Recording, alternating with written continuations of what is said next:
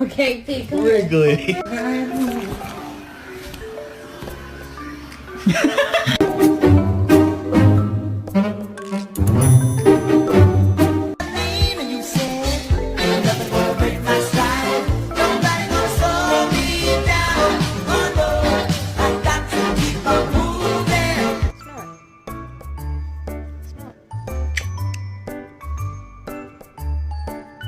Bottom line is we need to get a dog for protection.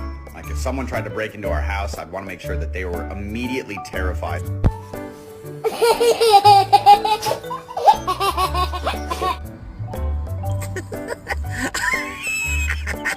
Gentle.